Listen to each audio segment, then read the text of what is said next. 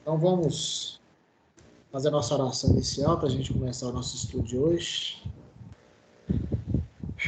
Então, mais uma vez, vamos agradecer ao nosso Mestre Jesus a oportunidade pelo trabalho e pelo esse estudo da nossa equipe. Como sempre eu digo, que a gente possa tirar lições desse estudo, levar para a nossa vida, nosso cotidiano, possamos aplicar todos esses ensinamentos na nossa família, no nosso trabalho, com os nossos amigos, enfim, em tudo que a gente conseguir aprender, aplicar em nossas vidas. Vamos rezar o Pai Nosso. Pai nosso que estais nos céus, santificado seja o vosso nome, venha a nós o vosso reino, seja feita a vossa vontade, assim na terra como nos céus. O pão nosso de cada dia nos dai hoje, perdoai as nossas ofensas, assim como nós perdoamos a quem nos tem ofendido. Não nos deixeis cair em tentação, mas livrai de todos os males. Que assim seja. Então, vamos lá, Ana, pode ficar à vontade aí. Gente, é a primeira vez que eu estou fazendo esse estudo. Se não sair bom, desculpa. Tá dando já para ver minha tela? Agora tá, acho que tá. Apareceu um... Para mim tá. Apareceu uma coisa colorida aí, é isso? Tá dando para ver agora? Apareceu uma coisa colorida, é isso? Ah, eu estou agora no slide. Vocês estão conseguindo ver o slide? Apareceu um negócio... Acho que eu vou falando, então, aí fica tipo uma conversa. Tô vendo aí, Ana. Tá tranquilo para mim. Tô conseguindo ver perfeitamente. Tô vendo uma foto, uma imagem de uma biblioteca, de vários andares. Deixa eu tentar compartilhar de novo. Vocês conseguem ver agora? Tem um delayzinho, Eu tô vendo uma coisa colorida. Eu tô vendo uma biblioteca. O primeiro é uma figura de uma biblioteca, Ana? É com duas escadas. Não, estou dentro do slide. Eu vou parar de compartilhar, então, e aí depois eu compartilho no grupo. Fica melhor. Bom. Se você quiser mandar, manda lá no grupo que a gente tenta colocar para você. Bom.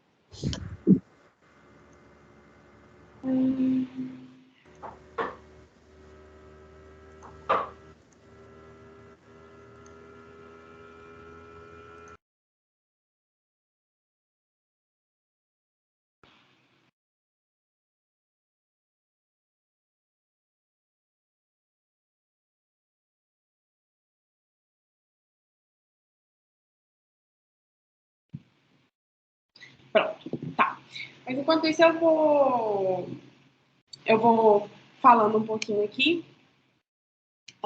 Bom, acho que o Vicente acertou em cheio na hora que ele me entregou esse capítulo, porque para mim é um ponto que toca muito, assim, que é o capítulo 9 de Louvor e Gratidão.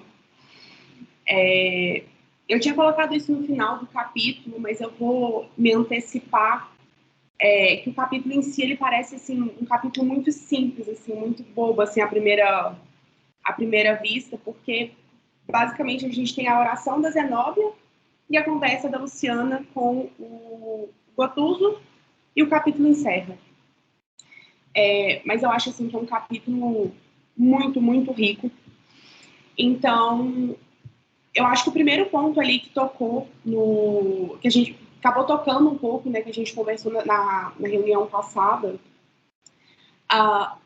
é quando o André Luiz ele volta ali ele tá voltando para casa transitória, assim, e ele tá um pouco frustrado, assim, achando como se a princípio o trabalho não tivesse sido todo feito como deveria ter sido, mas ainda assim, mesmo com esse sentimento de que nem tudo que deveria ter sido feito foi feito, mas com aquele coração em paz, porque eles estavam trabalhando, estavam trabalhando em prol do próximo. Então, a alegria de servir, naquele momento, trouxe aquela paz de espírito, que a gente acabou conversando um pouco no final da última reunião. Então, eu achei interessante como que as coisas, os pontos se encontraram aí. E um outro ponto, assim, eu não trouxe muito falas do capítulo, tá, gente? Só para esclarecer um pouco nesse sentido, eu trouxe mais as minhas impressões. E um outro ponto assim, que eu achei bem interessante é que o tempo todo o André Luiz ele vai mencionando das obras do mundo espiritual, né? Ele falando do umbral, do abismo, e ele fala um pouco da importância do silêncio, né? Assim, é uma coisa que o Ezequiel já conversou com a gente em algumas reuniões, e que aí eu acho que o silêncio ali ele passa por 2 pontos.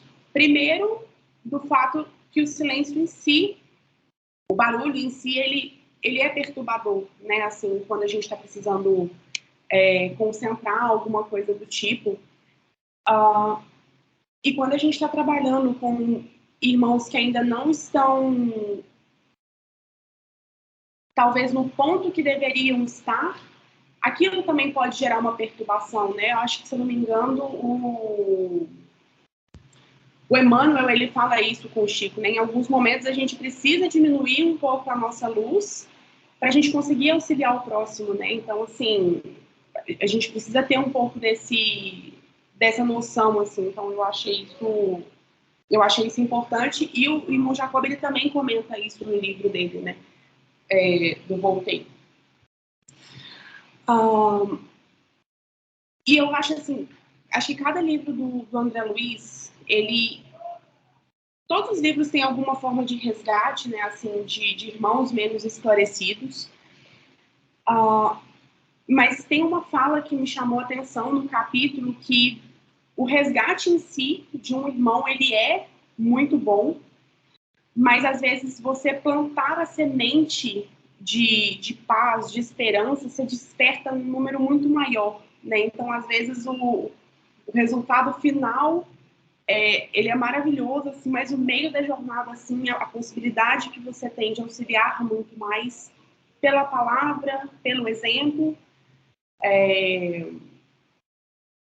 Mas eles comentam isso várias vezes. O livro do Espírito, ele também traz isso, que quando a gente está falando de outros irmãos, de outra pessoa, o que a gente pode fazer é plantar a semente. E eu acho que, para mim, pelo menos, isso, o tempo todo eu estou tentando me lembrar disso. Eu não posso caminhar pela pessoa, né? E muitas vezes, pelo nosso imediatismo, por a gente querer chegar no resultado X ou no resultado Y, a gente quer empurrar a pessoa para frente, assim, no nosso ritmo, tipo assim, vamos, desperta. E não é sobre isso, né? Então, cada um tem o seu passo. Se Deus é paciente o suficiente para nos esperar, quem somos nós para apressar a caminhada do outro? E aí a Zenobia, ela traz uma fala que eu achei que exemplificou bem isso, que é: mais desejável para nós é que todos caminhem, utilizando os próprios pés, para que, de futuro, em meio aos serviços naturais da regeneração, não se declarem vitimados por ações de arrastamento. Então, eu acho que isso é importante, sabe? E aí isso me lembrou uma fala do Livro dos Espíritos, quando eles falam do livre-arbítrio, que Deus nos dá o livre-arbítrio justamente para que nós possamos colher, entre aspas, né, os louros a recompensa das nossas atitudes ou as consequências, né? Se Deus tomasse as decisões por nós ou outra pessoa, a outra pessoa se torna completamente responsável por qualquer coisa que aconteça na nossa vida. Qual que é o nosso mérito, né, no nosso crescimento? Então, nessa parte, assim, eu entendo que aí vem a paciência, né, que é o exercício da paciência com o outro, com a gente. A caminhada, ela tem tempo, a gente não aprende do dia para a noite, e aí, para mim, também tocou um pouco na outra reunião. Acertos e erros, eles vão acontecer, faz parte do processo. Acho que, se não me engano, no livro Voltei, que falam com o Jacob, que André Luiz passou 700 dias em serviço constante para poder fazer as psicografias, e a gente vê o tempo todo André Luiz esbarrando nos sentimentos, né, ali, quando ele se revolta, quando ele fica bravo, que é uma parte da jornada. A gente vê o crescimento dele no livro, né? Então, por que não isso conosco? Depois a gente vai para o André voltando ali para casa transitória, e E aí ele comenta, né, que ele vê idosos, ele vê crianças, jovens, crianças auxiliando idosos, né, que tem a cena que ele vê do menininho acompanhando uma senhora, né, que era mãe, e que não tem distinção, né, e dentro da casa transitória, para dentro de um umbral, a gente vê crianças trabalhando, né, claro, tem toda uma preparação de ambiente, e acho que a Sandra levantou a mão. Sandra? Eu posso perguntar? Realmente essa parte do livro fala que crianças auxiliando idosos. Isso me arremeteu lá na reunião mediúnica, quando crianças da manifestações no horário de mentor. Aí os coordenadores falam que não é bom dar manifestações a crianças no horário de mentor. Aí o que eu quero saber é por que o espírito precisa manifestar no plano espiritual como criança para auxiliar. Por que ele não manifesta como adulto? Eu sei que teve essa parte aí de... A gente falou muito sobre esse assunto aqui, mas nesse caso aí, que as crianças que o André Luiz vê, essas crianças estão conduzindo suas mãezinhas que estão aqui na Terra em desespero. É uma situação bem diferente, tá, Sandra? Então, elas estão conduzindo essas mãezinhas em desespero, levando o lenitivo para elas. Só que é o seguinte, essas crianças não estão sós, elas estão sob auxílio espiritual, porque elas não têm a mínima condição, porque elas estão ainda no estado, elas permanecem no estado humanizado. A gente já falou muito sobre esse assunto aqui. Nem todo espírito que desencarna na Terra como criança, ele volta à sua condição de adulto, vamos assim dizer. Aqueles que se mantêm numa condição ainda infantil são espíritos que ainda estão num processo eu usei o termo evoluído, e que o pessoal me falou que não seria o correto. Mas eu vou continuar mantendo esse termo, tá? Porque para a gente entender. Então, são espíritos ainda que não conseguem voltar à sua condição natural, porque isso é um processo natural, eles não têm a mínima condição para fazer isso. Então, eles mantêm a condição de criança. Além disso, entra também as questões das provas e dos crimes que esses espíritos cometeram. Está lá no livro Entre o Céu e a Terra. Deixa eu te falar até o capítulo, você vê lá que vai ficar mais fácil. Só um minutinho. Enquanto isso, compartilhou aí, gente? Não. Compartilhou. É só você me falar, porque eu não consigo ver o compartilhamento. Aí, só você me falar se a página que você quer, se você quer que vai passando. Eu tô na 4, por favor. Acho que fica bom para todo mundo acompanhar. Obrigada. Então, Sandra, para você entender aqui, ó, está no capítulo 10 do livro Entre o Céu e a Terra, te fala até as folhas, 67 a 70 e 71. Tem um trecho lá, eu até mandei isso para a Aline semana passada, ele fala exatamente, ele explica isso aí com muita clareza para a gente entender. O que eu disse aqui, que é muito raro crianças manifestarem em reuniões mediúnicas, isso é raro. São situações, eu estou falando de reunião mediúnicas, são situações muito excepcionais, sabe? Agora, o espírito manifestar e o médio dar a ele a condição infantil, isso aí é outra coisa, que eu nem vou entrar não, que não é o momento. Qual é o livro, Vicente? Entre o Céu e a Terra. Eu não fazia parte do grupo nessa época, não. Mas o que chamou a minha atenção foi que realmente no livro cita o menino conduzindo a mãe.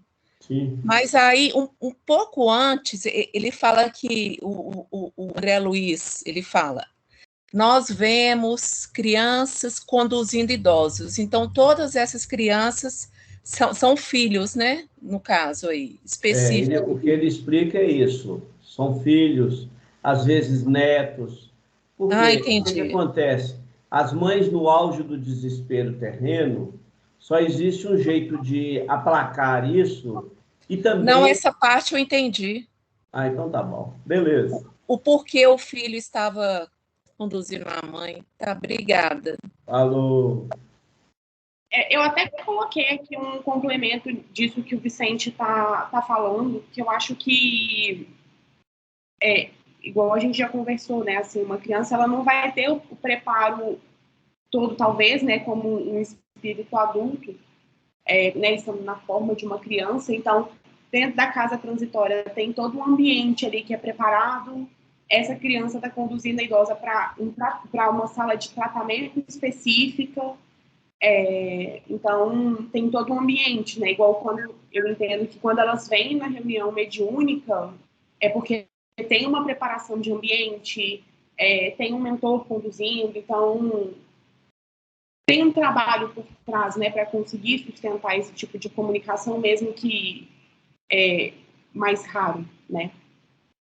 E aí, para mim, veio também aquele lembrete, né, assim, que o Ezequiel já cansou de comentar com a gente, mas eu acho que nunca é ruim lembrar de que essas casas transitórias, elas servem de apoio para a gente, né? Porque como a gente ainda, eu entendo, né? Como a gente ainda está muito denso pelos pensamentos, muito ligado à Terra, muitos trabalhos que eles precisam fazer conosco, de nos levar ao plano espiritual, tem que ser dentro de uma casa transitória, né? Porque a gente ainda está quase com uma densidade similar ao umbral, né? Então, dentro da casa transitória, a gente passa por tratamentos, o Ezequiel já comentou de cirurgias, quando a espiritualidade precisa conversar com a gente, eles às vezes usam o ambiente ali da casa transitória para isso. Então, esse momento de sono, assim, eu entendo que ele é um momento importante, né, assim, não só para o nosso aparelho físico descansar, mas porque a gente tem outras coisas a serem feitas, né? É um momento ali de desprender um pouco da matéria para a gente conseguir meio que tirar a cabeça para fora da piscina, né? E começar a escutar a espiritualidade para crescer um pouco mais. E aí, depois que o André presencia essa cena, ele comenta um pouco das zonas magnéticas de defesa da casa transitória. E mais uma vez, assim, gente, desculpa se eu estiver parecendo repetitiva, mas é porque toda vez que eu estava fazendo o estudo, eu não consegui deixar de pensar como que as coisas que a gente escuta na casa, outros livros, como que as coisas conversam no final do dia, né? E aí essas defesas magnéticas de proteção da casa me lembraram uma fala do Ezequiel de que até as nossas ruas têm proteção, né? Então, assim, a nossa casa tem, né? Enquanto a gente zela por isso, tem espiritualidades que cuidam da nossa casa, que cuidam da nossa rua, né? A gente sabe que tem uma espiritualidade para cuidar do Brasil, por exemplo, especificamente. Então, a gente tem a proteção enquanto a gente se fizer merecedor dela, né? Então, às vezes eu já fui assim, né? De achar que porque eu estou frequentando um centro espírita, eu não preciso orar, eu não preciso vigiar os meus passos, porque se eu estou dentro de uma casa espírita, quem cuida de mim não dorme, quem vigia não dorme. Não é bem assim, né? A espiritualidade, para ela conseguir agir, para ela continuar nos auxiliando, precisa ter um esforço da nossa parte, né? Então, mas um ponto que eu coloquei aí, que para mim é o ponto principal, é que a espiritualidade, ela está pronta para nos auxiliar. Mas a espiritualidade não consegue fazer mágica e fazer na nossa vida aquilo que a gente mesmo não dá conta de fazer muitas vezes, de fazer o mínimo. Sabe? A espiritualidade pode orar por nós como eles fazem? Pode, mas se a gente também não fizer a nossa parte, acho que acaba sendo um esforço em vão, né? Então, mais uma vez, o livre-arbítrio, ele está aí para isso. E aí, falando um pouco assim, da oração da Zenóbia, eu trouxe alguns pontos que, para mim, foram os pontos mais importantes.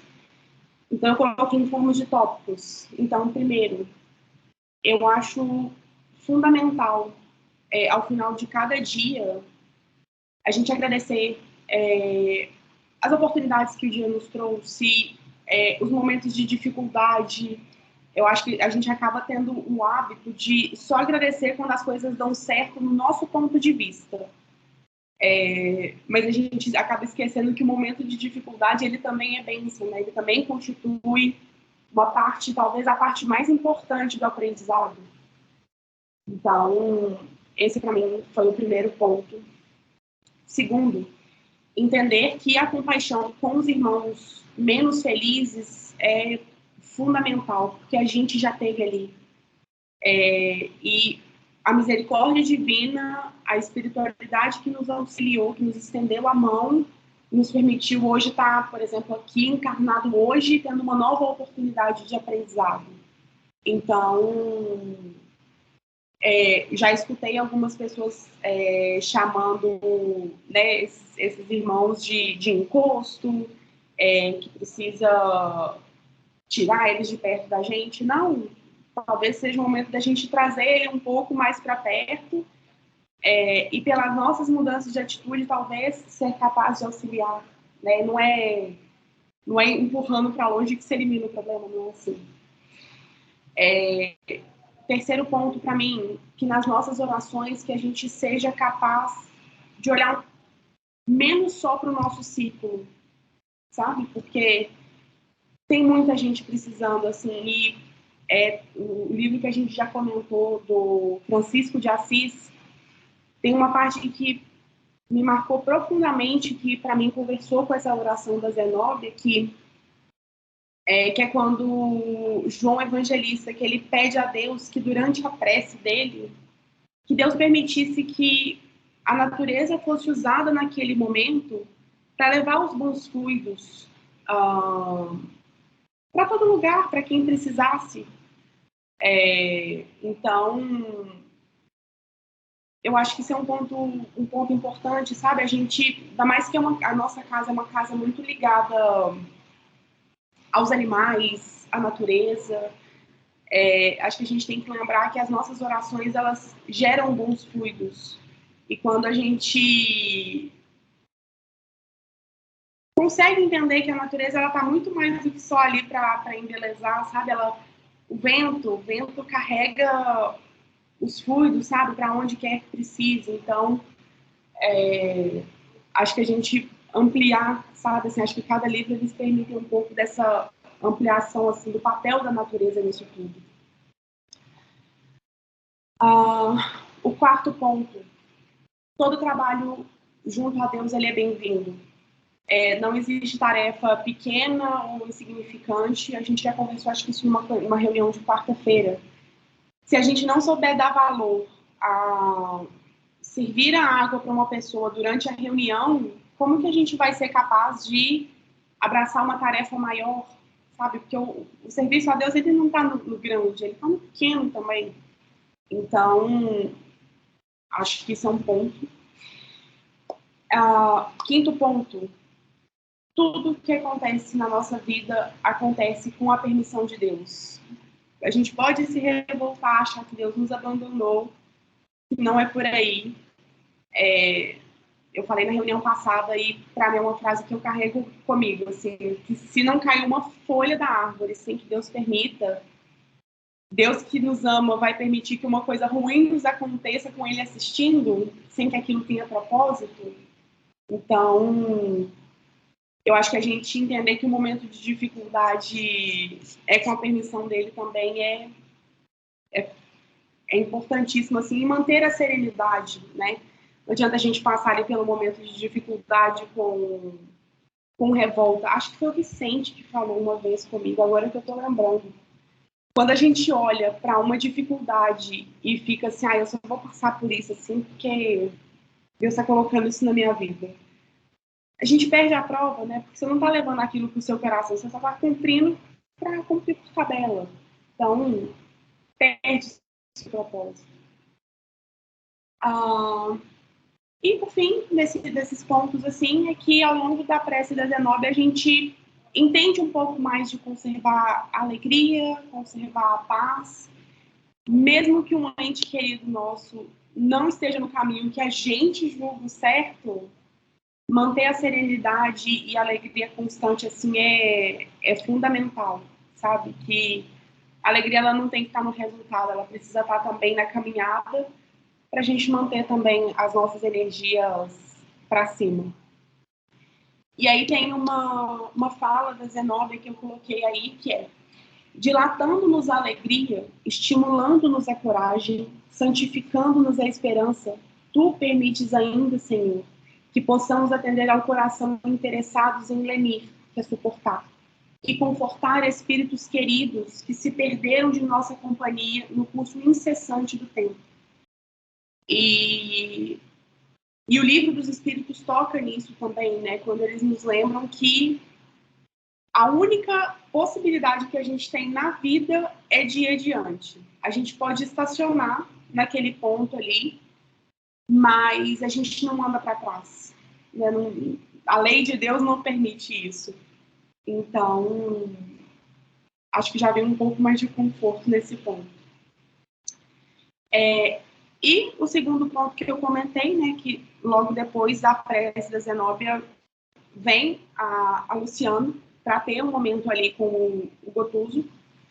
E eu particularmente nunca tinha percebido, era uma dúvida que eu tinha, se existia alguma forma de mediunidade dentro do mundo do espírito, né, no plano espiritual, e a minha resposta veio nesse parágrafo, que é quando irmãos das esferas superiores aparecem na tela, ali depois da prece de agradecimento. E eu acho que ali, mais uma vez, a gente entende o ato de ser grato, né? Porque alguns espíritos aparecem ali e não falam nada. Só tiram um momento para fazer uma prece, agradecendo pelo serviço que foi feito. Então, eu acho que o ato de ser grato, ele gera um monte de outros sentimentos, tem outros sentimentos base, né? Que é o amor, é o carinho, é a compaixão. Então, eu acho que, para mim, eu entendo o amor como a união disso tudo. E aí, a Luciana faz o uso de uma das irmãs para trazer a comunicação, né? E aí eu achei interessante isso, assim, porque é uma mediunidade, achei uma mediunidade muito semelhante à nossa, né? Então, pela densidade do ambiente. Ana, só dar uma paradinha aí, só para esclarecer isso aí, o seguinte: a mediunidade é usada em todas as esferas onde há necessidade da evolução. Os planos, eles diferenciam entre eles, e o meio de se comunicar entre um mundo superior e um mundo inferior é através da mediunidade. Se você observar, a Luciana tinha clarividência, tanto é que ela via a presença dos espíritos que a própria Zenóbia, que era diretora da casa, não estava vendo. E que ninguém estava vendo que estava presente na reunião. Tá certo? Aí é que vem todo aquele processo de manifestação e tudo mais. Tá bom? Ô Vicente, aproveitando essa deixa aí, estão me ouvindo? Tô. Lembrando que esse livro foi escrito, acho que foi na década de 40, né? 1940. Nessa região, nessa área, nesse momento. No caso da mediunidade, talvez naquela época ainda fosse desse jeito. Será que hoje se dá dessa maneira ainda? Porque, por exemplo, a gente já viu alguns comentários aí na internet, né, do Geraldinho Lemos, que ele fala que mais para frente, aqui na Terra, a gente vai ter a possibilidade de não ter mais, não ser mais necessário da mediunidade como a gente conhece hoje. Através de aparelhos, digamos assim. Ele foi infeliz nessa colocação, você sabe por quê? Porque por mais... Olha que interessante. Apesar de da casa transitória estar numa região mais próxima à Terra, mas é outra dimensão. Tá certo? Você desencarnou, você já muda de dimensão. Então, o que acontece? Na mediunidade, mesmo que você tenha aparelhos, que é o caso aí, né? A gente já estudou outro assunto aqui, onde os espíritos mentalizavam e formavam um ambiente propício, e ali o espírito de alta hierarquia, ministro Zanzios, eu não sei se vocês estão lembrados, ele vinha e conversava com todo mundo, né? Citando, inclusive, textos evangélicos. O que acontece é o seguinte, a presença, a energia mediúnica, ela vai ser sempre necessária nesse processo. Então, é por isso que, independentemente de nós estarmos na Terra ou em outras dimensões, para que se haja comunicação entre os dois planos, vai sempre precisar da energia do ambiente para que se forme, inclusive... Olha para você ver, ela citou aí uma tela. Mas não basta você ter a tela, você precisa da energia do pessoal para poder essa tela funcionar. Não é só uma questão de pegar ela e ligar na tomada, não. Ela precisa de energia animal, sim. E mesmo você estando fora do corpo físico, mesmo no corpo perispirítico, você também produz energia animal, só que é uma energia mais sutil. Então, sim, eu fico imaginando assim, no caso, na atualidade, né, que geralmente a espiritualidade, no mundo espiritual é bem mais avançado do que a gente. Talvez lá hoje já tenha aparelhos, né, que facilite um pouco essa comunicação, né? Essa seria... Sim, mas a evolução não é para a máquina. A evolução é para a alma, é para o espírito. E através da mediunidade, nós conseguimos receber, né, informações diversas, para que a gente possa melhorar os nossos conceitos, para podermos evoluir mais. Então, é por isso que essa comunicação, ela acontece em vários âmbitos, vamos assim dizer. Mesmo de um planeta para o outro, você necessita. Eu não sei se você está lembrado, o ministro Zanzio, ele era de um outro planeta, inclusive muito superior à Terra. Sim. E para que ele pudesse falar para o grupo ali, era necessário formar todo um ambiente, né? Isso está lá no livro que nós estudamos. Outra coisa também, rapidinho, só fazer mais algumas colocações que eu fui anotando aqui enquanto a Ana falava aí. Ela começou falando sobre o livre-arbítrio. Você está aí, Ana? Está aí, né, Ana? Pronto, assim. Tá. Ela começou falando sobre o livre-arbítrio. Algumas semanas, Vicente, eu tenho refletido bastante sobre esse tema, sabe, livre-arbítrio. Eu vou trazer algumas coisas aqui que eu tenho pensado e ver se o grupo me ajuda a raciocinar em cima do tema. Eu sei que o livre-arbítrio é uma lei divina, não é isso? Uma lei divina. Aí eu tenho pensado o seguinte, o nosso objetivo é atingir a perfeição até chegarmos como espíritos puros, correto? Aí, para que nós possamos nos tornarmos espíritos puros, nós temos que nos aperfeiçoar, né, Vicente? Nos desbastarmos, tirar todas as nossas imperfeições. Mas, pelo que eu tenho estudado, só as imperfeições não basta. A gente vai ter que abrir mão da nossa vontade. Seria isso? Ou eu estou errado? Livre-arbítrio é liberdade de ação. Arbítrio é atitude. Livre é a liberdade. Então, nós temos liberdade. Sem livre-arbítrio não há evolução, não há crescimento. Até para nós podermos atingir o correto, nós precisamos de errar. Entendeu? Então, nós viemos cometendo... o próprio Jesus, ele fala da necessidade que há das quedas, do próprio crime. Ele fala, está lá, né? Então, o que acontece? Nós, à medida em que nós vamos buscando o conhecimento, que nós vamos aplicando esses conhecimentos, o que vai acontecendo? Nós vamos ampliando a nossa visão sobre a lei divina. A partir do momento em que você tem uma amplitude maior sobre a lei divina, ninguém precisa te falar o que você tem que fazer ou não fazer. Você já vai seguir o caminho correto. Então, assim, eu acho que a nossa preocupação em nos tornarmos, vamos dizer assim, perfeitos, a perfeição é um processo natural. E ela acontece a partir do momento em que você plantou, tá certo? E você está colhendo, é um processo natural. Então, você vai adquirindo isso na prática, porque muita gente acha que basta a intelectualidade, basta ler. Não. Nós temos que viver. Mas, para viver, nós temos que conhecer. Esse é o primeiro ponto. Então, assim, sem livre-arbítrio não haveria crescimento e evolução. Agora, tem um detalhe, Will, nós não podemos esquecer. O nosso livre-arbítrio na Terra, ele é limitado. Eu sei. Porque se nós, por exemplo, você pega, por exemplo, lá no livro dos médiuns, e fala que o médium, se ele souber usar as energias dele, ele pode ficar, inclusive, invisível, tá? O médium tem a capacidade de ficar invisível. Agora, você já imaginou se esse médium tem uma tendência para um crime? Ele torna-se invisível, ele entra nos lugares, câmera nenhuma pega ele, ele mata alguém, ele rouba e ele não vai ser visto. Então, olha que interessante. Então, por que o livre-arbítrio tem seus limites? Porque Deus, conhecendo a nossa intimidade, a nossa condição evolutiva, então, esse livre-arbítrio, e é fácil de entender. Por exemplo, qual que é o livre-arbítrio de uma criança? Se você pegar uma faca que está lá na cozinha e der para uma criança de 2 anos, ela vai se cortar toda.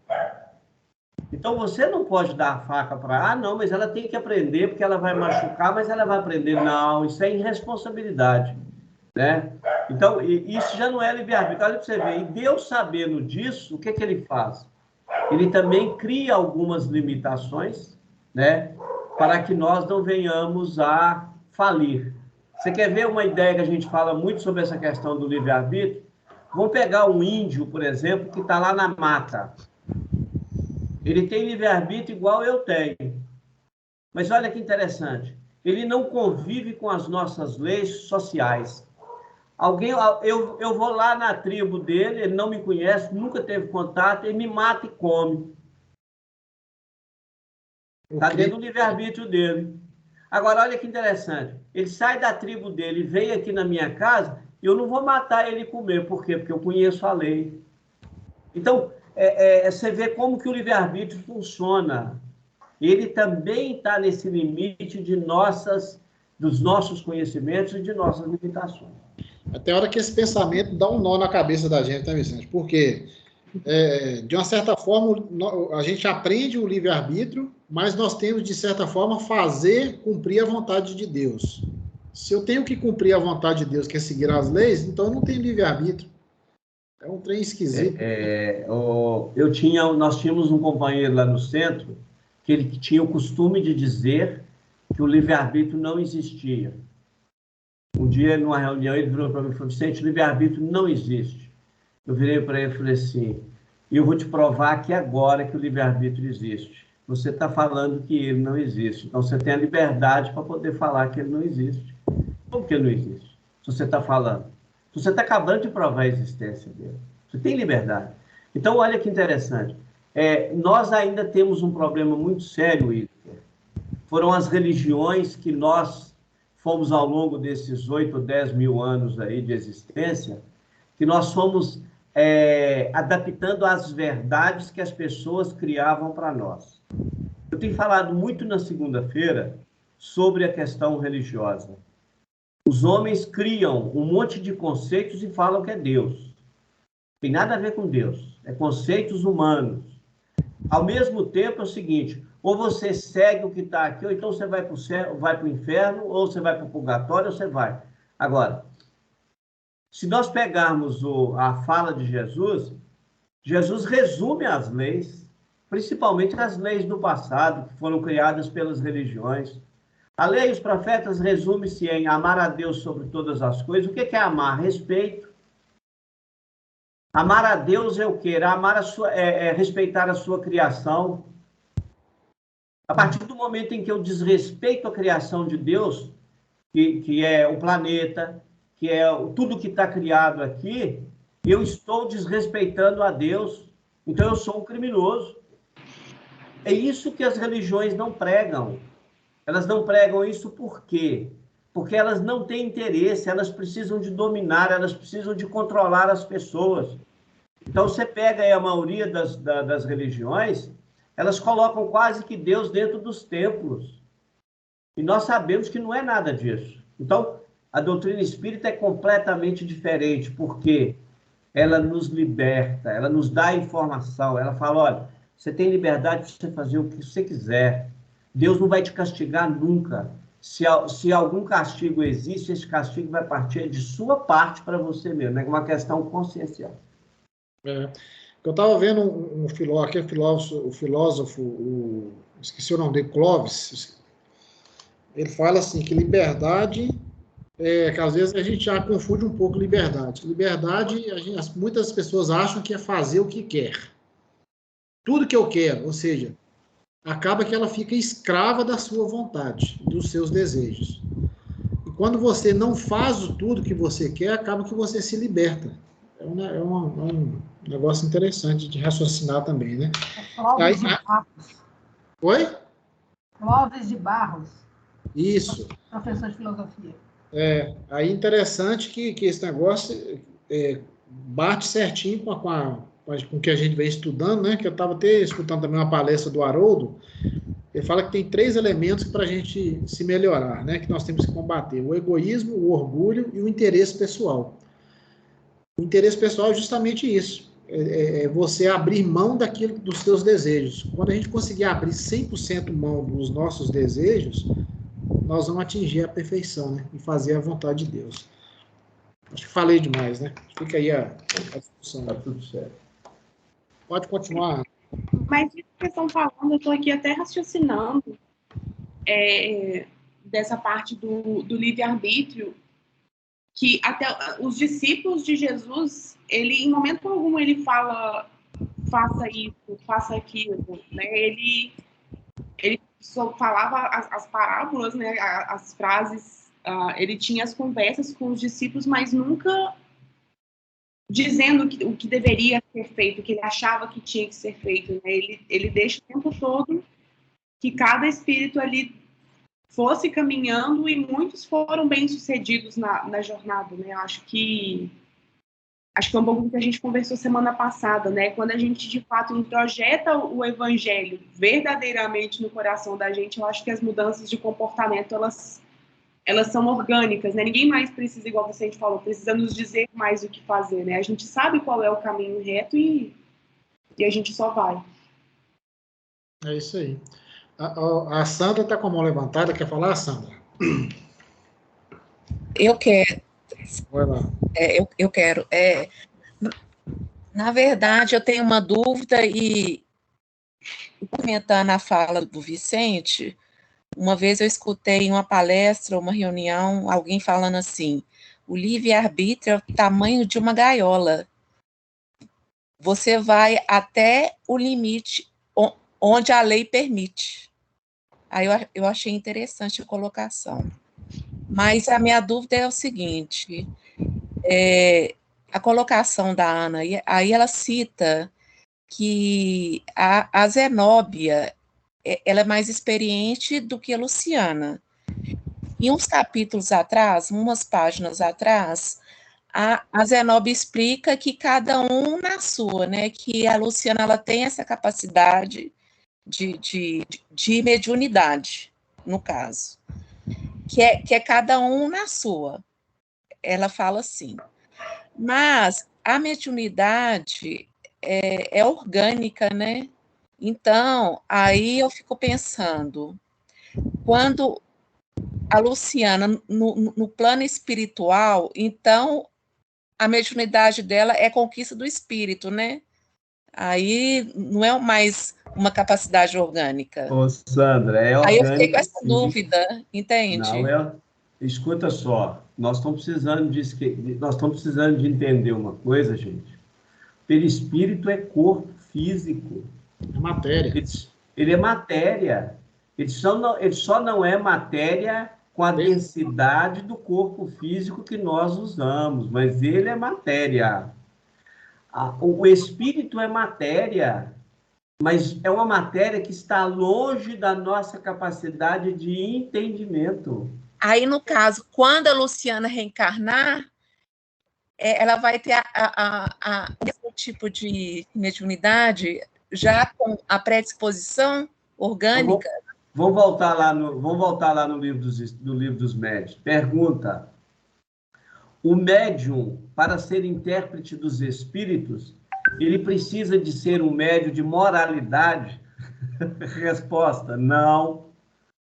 Mas se ele tiver, melhor ainda. Por quê? É porque, na realidade, olha que interessante, você citou aí que a Zenobia está numa condição superior à da nossa Luciana. Mas a Luciana, ela tem a mediunidade trabalhada. É conquista do espírito, então, no Conquista caso. do espírito. Olha o que aconteceu. Ou ele é conquista ou ele é prova. Na Terra, ele é prova para nós. Ah, tá. Entendeu? Então, a mediunidade é para quem? É para os espíritos devedores. Eu estou falando de mediunidade ostensiva. Ele é para espírito devedor. Os missionários que vêm à Terra e que exercem a mediunidade nata, eles são poucos.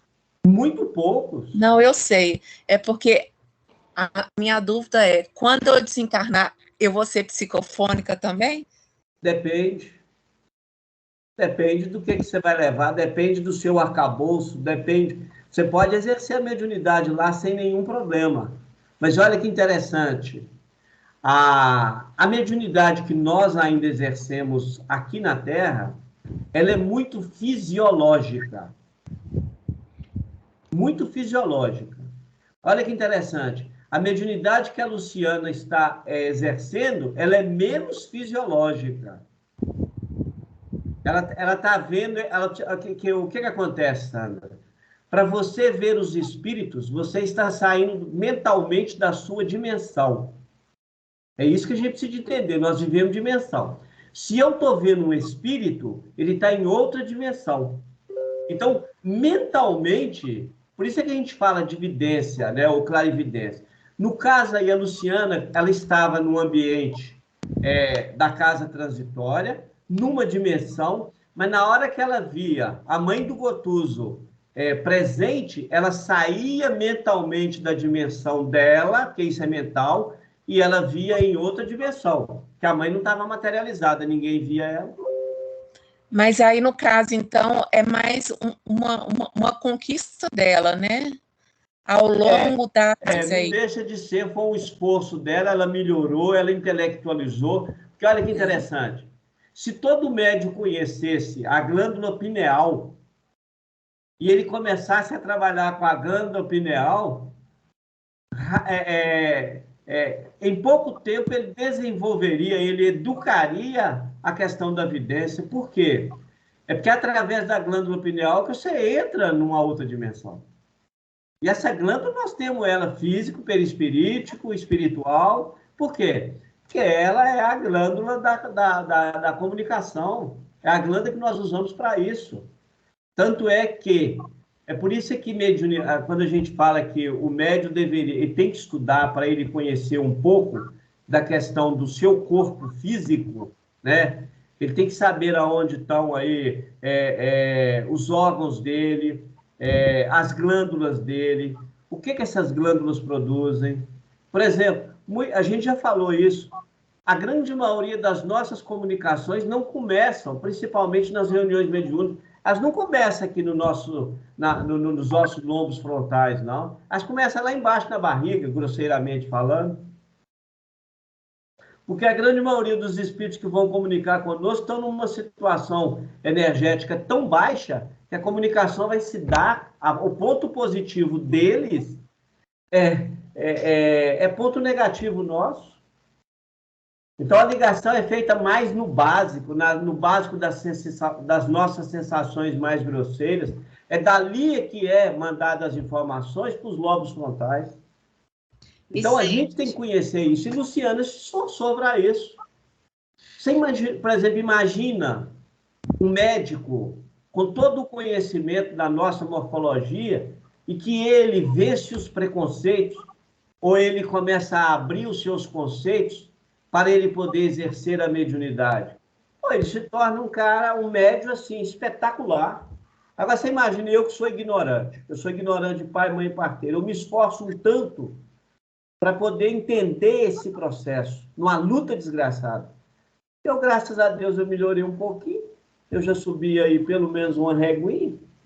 Então, então é isso. Vicente, me corrija se eu estiver errada, mas tem um livro que eu estou lendo que é o Mediunidade e Animismo, que eles, ali nas perguntas feitas, uma das respostas do Odilon Fernandes, ele comenta que, não só em relação à mediunidade, mas conhecimentos que a gente adquire nessa encarnação, se no mundo do plano espiritual ou numa próxima encarnação aquilo não tiver uma utilidade direta para a gente, aquele conhecimento ele fica adormecido ali por um tempo, né? Porque nada vai se...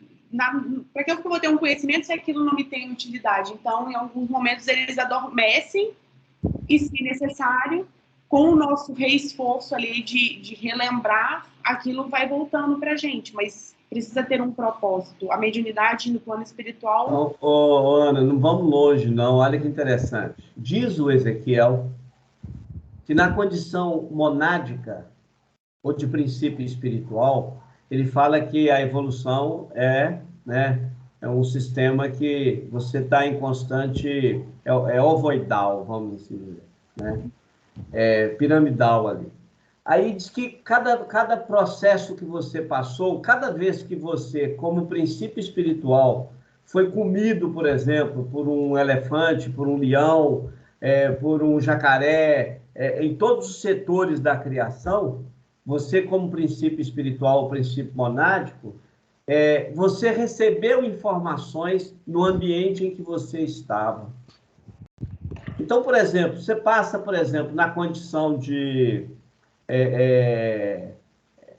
na sua condição primitiva de princípio espiritual. Você estava numa planta, por exemplo, um vegetal.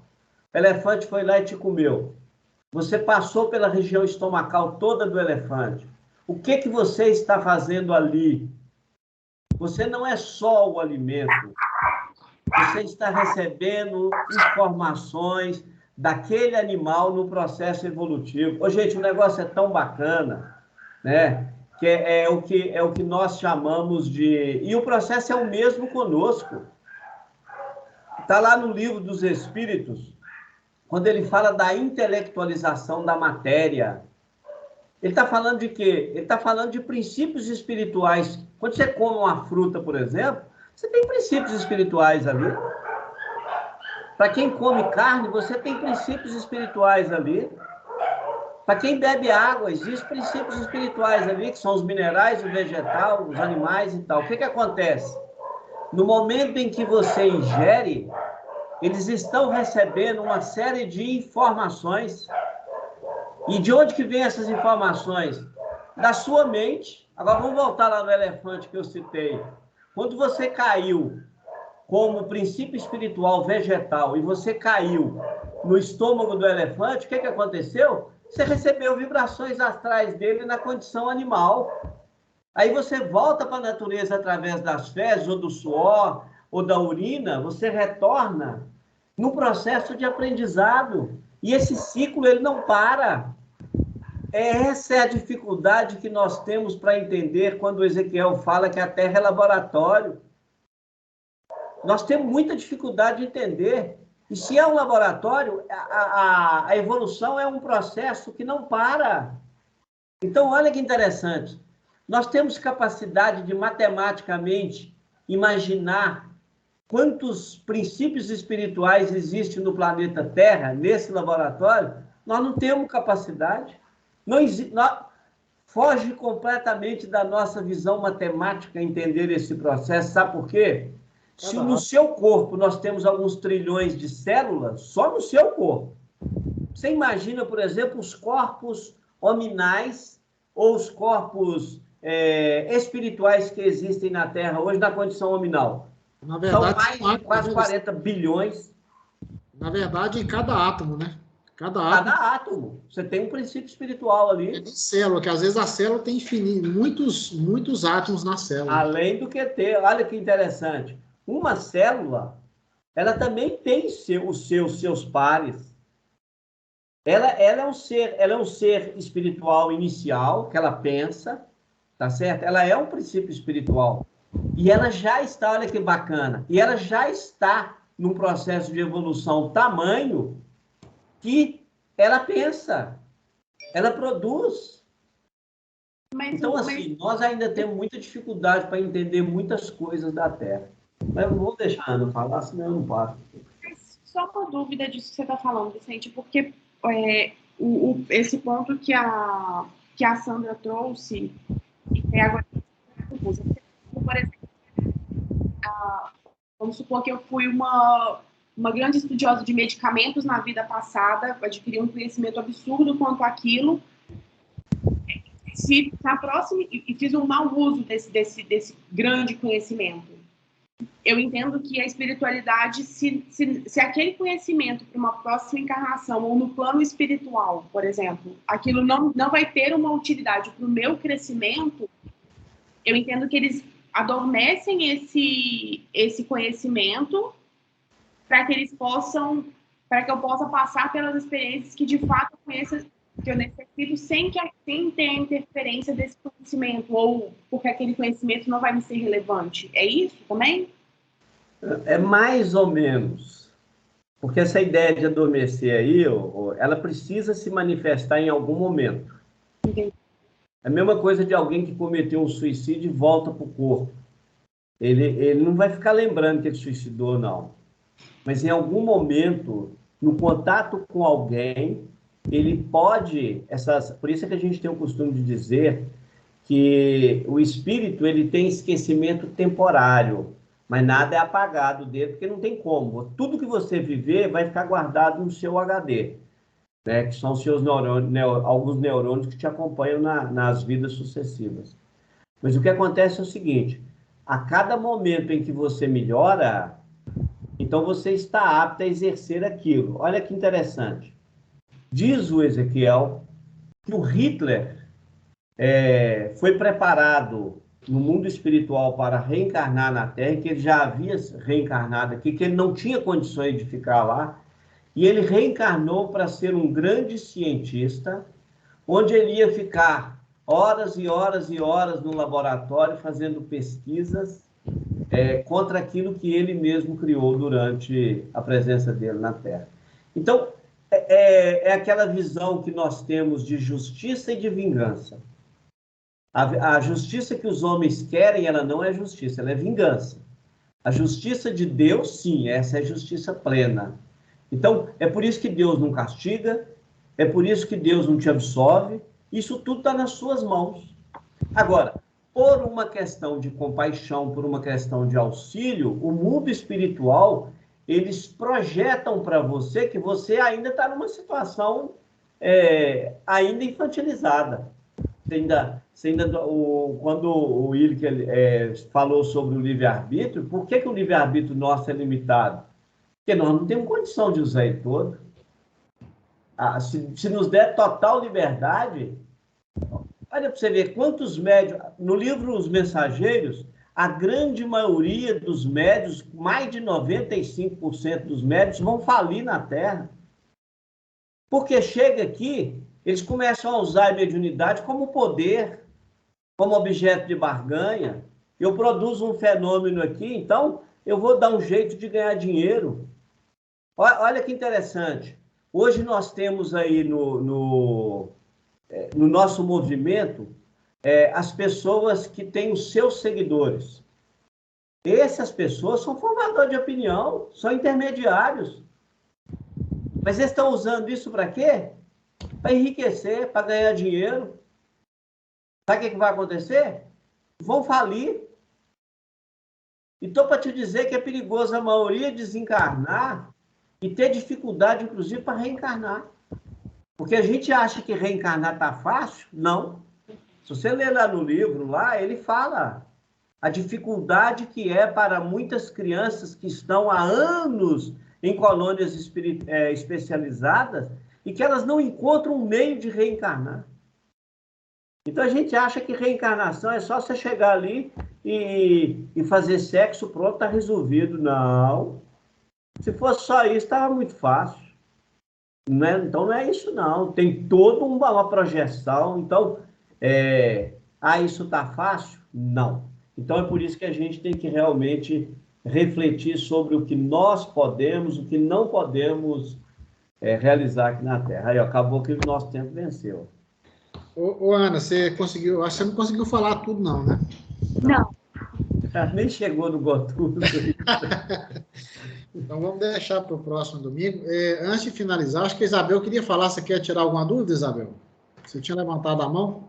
Sim, mas é porque o tempo passou, posso? Pode, rapidinho. A respeito da mediunidade, Vicente, que você estava falando. A mediunidade, você falou que são espíritos devedores, mas todos nós somos devedores. Então, você já falou, inclusive, lá na reunião de sexta-feira, que todos nós temos condições ali de aprimorar a mediunidade, às vezes de ter uma mediunidade ostensiva e tudo, né? Eu vejo a mediunidade como duas questões. Ou ela vem como uma prova para ver se você vai escorregar de novo, né? E para você ter a oportunidade de fazer diferente. Ou ela vem também como uma conquista, como uma oportunidade para você melhorar, né? Porque ela sempre vai te melhorar. Ela sempre vai ser uma oportunidade para o seu crescimento, para a sua evolução. Então, eu vejo também, tem, né, como pessoas também que podem ter a mediunidade como uma oportunidade, né, e aí cabe a elas aproveitar essa oportunidade ou não para crescer e para evoluir. Então, minha questão é a seguinte, suponha, não está programado mediunidade ostensiva para mim, porém eu quero servir. Então, eu sei que a mediunidade, ela aproveita, né, para quem quer servir. E a gente serve melhor ou não, tendo a mediunidade ostensiva. É isso que é a minha questão. Ou eu não preciso de ter mediunidade ostensiva, eu me coloco à disposição e eu vou servir da mesma maneira, ou eu teria que desenvolver a mediunidade ostensiva para que eu sirva melhor. Ô, Isabel, tudo é uma questão de interpretação. A gente está precisando de entender o que verdadeiramente a mediunidade é ostensiva. A gente usa muito esse termo. Olha que interessante. Kardec, quando ele foi convidado para poder materializar e cumprir um compromisso que Jesus fez lá atrás, né, que era enviar o Consolador prometido, o que aconteceu? Kardec não tinha mediunidade ostensiva como nós falamos. E sem o trabalho dele, essa mediunidade ela se manifestou depois. Depois de um tempo, ela começou a se manifestar. Até porque Kardec ele era cético. Ele não acreditava muito nas coisas. Ele precisava era um São Tomé ali, né, do dia a dia. E realmente tinha que ser ele, né, para poder escrever, né, para poder aí trazer o Pentateuco Espírita para nós. Então, quando a gente fala de ostensivo, todos nós, quase que indiretamente ou diretamente, somos médios ostensivos. Diz o Ezequiel que todas as noites nós encontramos com os espíritos encarnados. Mas você até falou da questão da pineal, para a gente tentar desenvolver e conhecer melhor a pineal, né? Sim. Então, a gente pensando aqui, meu caso, por exemplo, eu estou lá na reunião de sexta-feira, mas eu não consigo ser um instrumento para que um espírito que esteja lá sofredor... Bom, você não serve de base, não. Sabe por quê? Eu vou te falar. Você começou os trabalhos tem muito pouco tempo. Eu digo assim, na reunião mediúnica. Você ainda está... Porque o que acontece com a em treinamento? Eu diria que sim. Sabe por quê? Porque existem situações... O mundo espiritual é tão organizado que eles aproximam os espíritos de certos médiuns para que o médium tenha sensação. Porque se houver uma manifestação, e dependendo daquele espírito que está ligado a você de passado, por qualquer razão, ele pode te amedrontar. Porque como é que funciona a mediunidade? A mediunidade é como uma torneira. E se ela, na hora que abre, se você não tiver o cuidado na hora de fechar, você pode desgastar a torneira e a torneira não fecha mais. O meu medo é de estar fechando uma porta, entendeu? A minha questão. de não estar servindo bem. Não, mas escuta só. Exercer a mediunidade numa corrente, quando você está ali como médium, primeiro, você foi convidado a estar ali, tá? Então, de uma maneira ou de outra, você está contribuindo para que a comunicação aconteça. Olha que interessante. Para que o Ezequiel fale, para que ele fale, inclusive, que para que ele trabalhe, ele tem que ter outros médios próximos dele. Vocês já viram falar desse trabalho? São os médios sustentadores. Enquanto ele está comunicando, ele está gastando minha energia animal. Vai chegar uma hora que eu vou zerar. Então, aí isso é dividido com o grupo. Ó, aqui, ó, lá no setor X do Vicente está faltando líquido. Um líquido qualquer, uma energia qualquer, uma enzima qualquer. Busca no grupo aí, busca na corrente, busquem e recompõem. Porque a gente fala de energia animal, o que é energia animal? Energia animal, ela está cheia de compostos. Você tem ali minerais, você tem ali vegetais, você tem ali plasmas. A gente está falando de um composto, gente, que talvez seja o composto mais importante na vida humana e que a gente ainda não entendeu o que significa isso. Então, no momento da comunicação, você está gastando energia.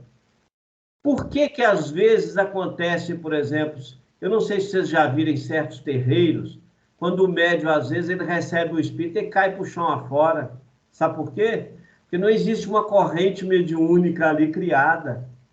Ele não foi, ele não tem esse preparo. Então o camarada está livre ali para fazer do jeito que eles bem entender. Eles não se prepararam para isso. Então ele entra para um terreiro ali, ele toma um choque anímico ali e cai no chão. É o médium tomando um choque. Uma última pergunta, e desculpa minha pergunta ignorante, mas é ignorância mesmo. Quando você, na quarta-feira, tem dia que tem pouca gente ali no final, porque você fica até tarde, às vezes, e pouca gente ali. Isso te enfraquece? Eu escutei há pouco tempo o Ezequiel falando lá dentro da sala. Ele virou e falou assim, os poucos que sobram, dão sustentação suficiente para poder ajudar o médium. Agora, o que acontece? Por quê? Que ali é uma finalização. Por exemplo, o Ezequiel sai da sala e vai atender alguém lá. Mas eu continuo ligado ao grupo lá dentro. É por isso que manter uma disciplina, manter uma organização, né, um equilíbrio mental é fundamental para que o trabalho consiga dê continuidade. Olha que interessante. Só para a gente encerrar. Há pouco tempo, o Ezequiel estava atendendo uma pessoa lá na sala, e lá na salinha aconteceu alguma coisa lá que acho que o pessoal estava num bate-papo e tal, e a coisa acho que tomou um certo rumo. Ele parou, ele saiu de lá, de onde ele estava atendendo a pessoa, e foi lá na sala chamar a atenção. E chamou a atenção, assim, numa forma muito educada, né? Eu acho que, na época, ficou até feio, porque somos todos adultos, e num trabalho como aquele, nós temos que ter, no mínimo, disciplina para poder ajudar. Se nós nos propusemos estar ali, é para ajudar. Então, é por isso que é importante a mediunidade. Sem a sustentação, o médium enfraquece, e aqueles médios que costumam trabalhar sozinhos, pode levar, inclusive, ele até o desencarne. Obrigada. Tá fechado seu microfone, Ana. O Ezequiel falou isso na quarta-feira passada, né? Que você está chegando mais cedo, saindo mais tarde, né? Que se ele mesmo não tomar cuidado nesse equilíbrio, ele te desencarna antes da hora, né? Porque ele te leva para a exaustão. Antigamente eu pegava serviço 8 horas, depois passou para 7h30, depois para 7 horas. Agora eu saio de casa às 6. Ô Vicente, eu acredito, né, e penso, por todos esses anos que eu te observo no centro, com certeza absoluta que você é exemplo para todos nós exemplo de esforço, sabe? De disciplina e você estava falando do seu processo, né, de régua e tudo, de evolução, mas com certeza, sabe, você é uma referência para nós. Exemplo eu não sou, não. Eu sou esforçado. Então, é isso que eu estou falando, referência de esforço. Exemplo, Referência de esforço. Porque a caminhada é difícil, é muito difícil. Eu falar que é fácil, não é. É porque a gente destoa da maioria. Por exemplo, a minha família, que todo mundo bebe, menos eu. Aí eu tenho que ficar justificando que eu não vou em aniversário e bar. Porque eu não vou. Aí eu tenho que falar, gente, eu não gosto de bebida.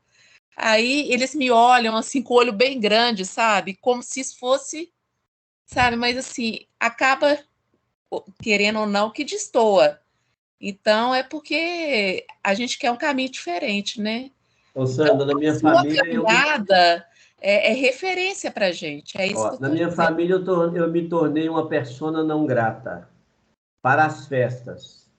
Mas quando alguém adoece, quando alguém está com dificuldade, quando alguém está com problema, Vicente é requisitado. Mas para as festas, não. E não me importo com isso também. Bom, Ana, então vamos finalizar o nosso estudo de hoje. Aí semana que vem você continua, então. Beleza? Então, eu vou pedir quem hoje para fazer a oração para nós. Ô, Sandra, faz a oração para nós.